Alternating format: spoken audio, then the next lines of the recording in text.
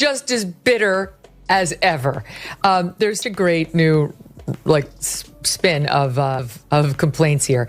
Here's one from her most recent episode, which still on YouTube, she's got like 200,000 subscribers. It's really amazing. Michelle's been busy working on a new podcast, and so far, it's been a flop. The first 2 episodes have been up all day and only gotten a few thousand views on YouTube. Half of them are probably primetime producers. But still, Michelle's spilling the family secrets. Megyn Kelly and Jesse Waters expose Michelle Obama's dark secret on live TV for Megyn Kelly. And Jesse Waters arrived with a rhetorical flamethrower. Michelle Obama assumed she was entering another fan club gathering. There are only 2 media sharks circling the queen of curated cool, no teleprompters or filters. Did the former First Lady just get a boost to her political career? Or did America's most unlikely pair find the crown's weaknesses? Stay put. This isn't a romantic opinion. It's a full-blown firestorm, and Michelle's public relations team may need a break. So she's been literally on every podcast of the left wing promoting it, and that's still all she's managed to get. Here she is interviewing Dr. Sharon Malone, perhaps better known as former attorney Eric Holder's wife. And therein lies the problem, as these 2 ladies married to 2 very famous men are pissed that they are not the alpha in terms of popularity and recognition in the... Michelle Obama was once the undisputed monarch of America's political prom. With a keyboard and a Wi-Fi signal, she is poised, elegant, and constantly complimented by lifestyle magazines. You couldn't turn the channel without hearing about her gracefulness, her arms, or her heartbreaking conflict over whether to eat couscous or quinoa for supper. People doesn't know how to talk to them and doesn't even really... Michelle Obama, listen to this. And at this phase of my life, I'm in therapy right now because I'm transitioning. You know, I'm 60 years old. I finished a really hard thing in my life with my family intact. Next phase. Once again, speaking to her time as First Lady negatively, and I'm transitioning. I mean, an interesting choice of words, given how the internet... Like a vengeful forensic surgeon, Megyn Kelly came into this takedown. Just a scalpel of utter accuracy and barely hidden contempt. No shouting, no theatrics. The act of being a typical mother didn't appeal to her. Not when some royal families have less stylists than Michelle. Megyn saw through the well-timed tears and the perfect remarks. She also had receipts. The sort that come from genuinely listening while the rest of the media was too preoccupied to stop swooning over Michelle's boots, not physical ones. And once again, want you to know how awful it is to be married with children. There are just many natural reasons why marriage, infertility, trying to have kids makes things difficult. It's like I try to tell couples, of course it's hard. Guess what happens when it all works out right? You know what you end up with? Babies. Little people with their own sense of everything. They mess you up. You love them dearly, but they're a hassle. What? I mean, there's something wrong with this person. Like, she's seriously depressed. She's the most negative, dark outlook on life I've ever heard from a public. This wasn't about a platform-wielding First Lady, Megyn said. It was about a woman who runs a company so well that it makes Apple appear impulsive. Every photo shoot, clothing focus group, podcast, book tours, and Netflix documentary is designed to uphold the same gleaming image of relatable perfection. The irony, of course, is that Michelle flew into legendary unicorn land the more she attempted to fit in with us, and Megyn, who never liked to be the victim of myths, couldn't stand it. She also drew attention to Michelle's brilliantly mastered political influence without political accountability. Michelle is slapping political rivals with her trademark, oh so smooth contempt, one moment. Then, you know, she's simply a mother. A cute young onlooker, posing in power poses and wearing pearls. Megyn believes that degree of premeditated innocence is worthy of an Emmy. If you want to make bold claims, stir up political controversy, and influence cultural narratives, Megyn said, maybe then you won't feel upset every time someone criticizes the recipe. The protective media bubble comes next. Oh, did Megyn also use a scalpel on that? Because it's not journalism when Michelle sits down for an interview Today is a spa day. With just enough follow-up to make it seem like news, softball queries are tossed gently over the plate. Session of our, it takes 5 hours to golf with his buddies, come back and be like, how's that? He's good. It's like, what'd y'all talk about? Nothing. Hate to break it to Michelle, but guys don't get deep on the course. Normally, when someone rags on there's usually a little love. Like, Jimmy never listens, but he looks cute in his suit. But that wasn't cute. Did she drop this podcast to distance herself from Barack so she could run for... According to Megyn, Michelle should start responding. 2 actual questions if she wants to be regarded seriously as a thought leader, rather than cozying up to journalists who appear more interested in joining her book club than in questioning her reasoning. Jesse Waters comes on. More sledgehammer, less scalpel. Look on life I've ever heard from a public figure, certainly one who's been given so much. Okay, her window into motherhood and having a child, the thing she says, they mess you up. They mess you up. Maybe that's what happened to her. Maybe she was totally delightful before the 2 daughters came along. I don't know. She clearly is not enjoying motherhood and enjoying being in a marriage. Even less. It's not you if things get hard. It's all hard. It's all hard. This is so bad. Jesse made fun of Megyn as she dissected, and not subtly. As nothing shouts girl next door like a Martha's Vineyard estate and a production deal worth more than most lottery winnings. Michelle's talks about selflessness and lessons learned through hardship. It was almost like Jesse tossed popcorn at the TV. He claims that the battle was resolved a number of high-end handbags ago. He did more than just make fun of the relatability fake. Oh no. Jesse pushed it into a more political realm. He dismissed the idea that Michelle isn't only using gym pictures and motivational conversations to keep herself occupied. Something is being planned by her, perhaps not explicitly, but with a level of accuracy that would envy a villain in James Bond. Michelle Obama saying if Trump won, women would suffer. If we don't get this election right, your wife, your daughter, your mother, we as women will become collateral damage to your rage. Trump's pretty much already president. So let's check in on Michelle.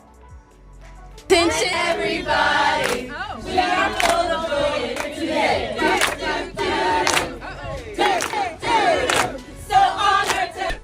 Jesse implied that Michelle's whole "I'm not political" charade is a long-winded scam, soft-launching a potential run while testing the waters and avoiding the messy accountability that typically accompanies it. Then there was the trail of money. The empire is so wonderful. Michelle has transformed public service into a lifestyle brand that is so lucrative that it makes you question whether she missed her true calling on QVC. She had gone from first lady to full-fledged media mogul. Jesse mentioned the book sales, talk programs, production deals, and, of course, the all-too-perfect inspirational tours that always seem to end right when the political atmosphere needs a moral reset. Needs an intervention. She needs our help.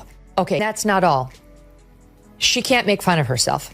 This has been obvious for years. She's incapable of laughing at her own expense, which is an absolutely dreadful quality person. Like, I don't think I could hire a person who works for me and have that ability. Annoying, because she's supposed to be the star, Glenn. Michelle Obama. This tells perfectly with so many other comments she's made about how she is, like, what about me?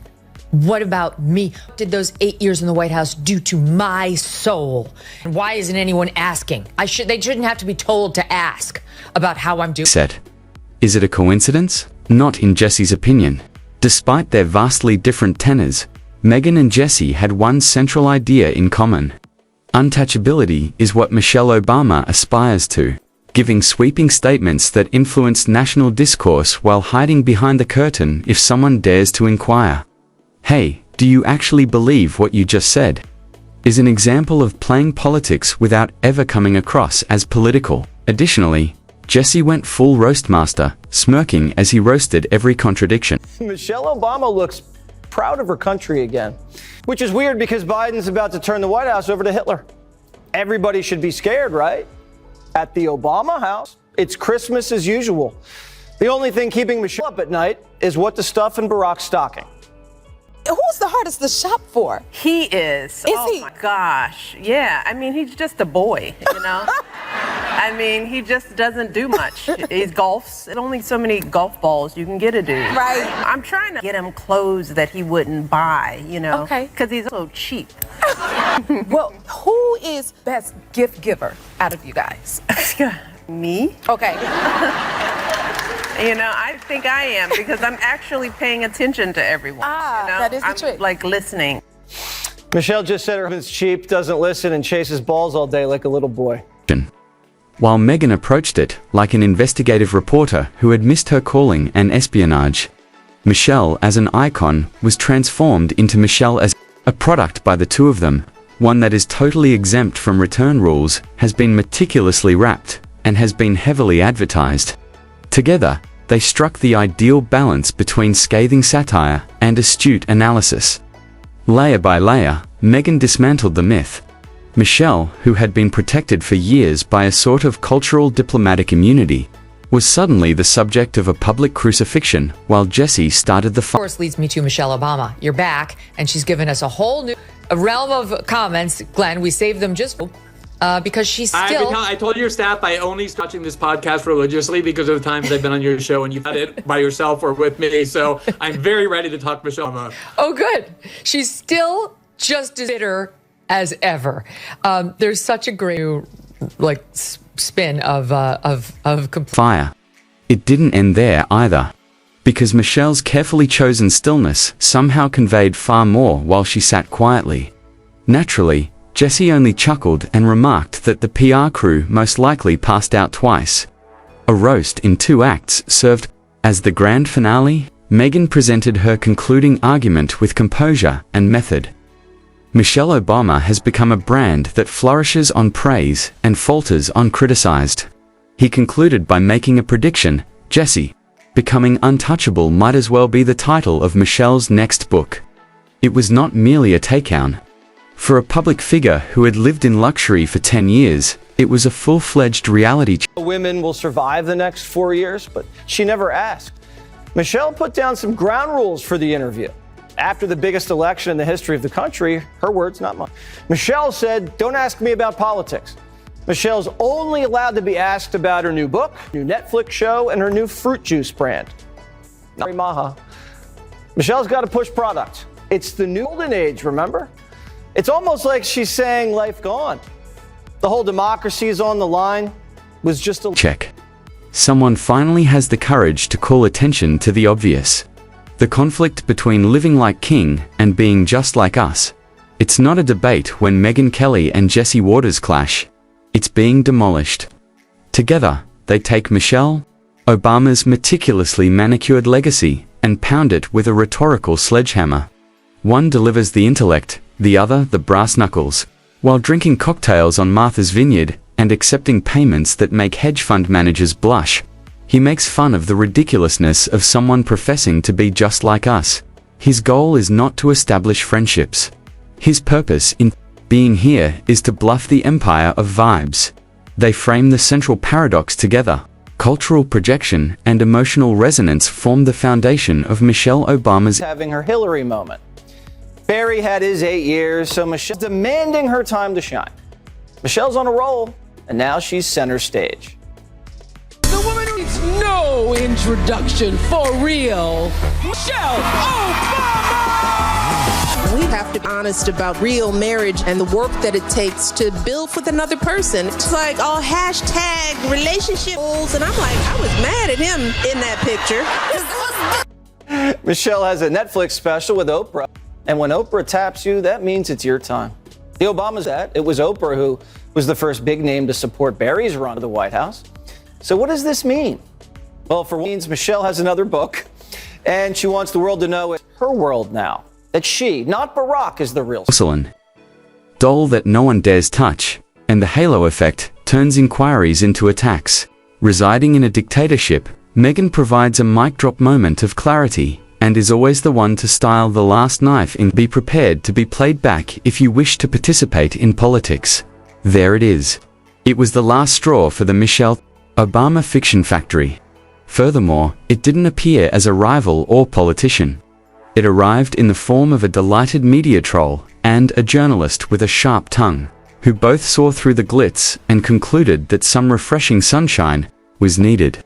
No arguments. One of the most well-guarded egos in recent history is being independently set on fire by only two media figures.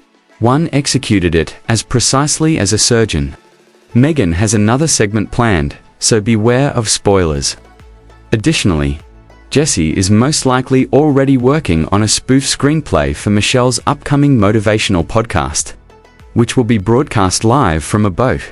Perhaps the days of untouchable idols are coming to an end.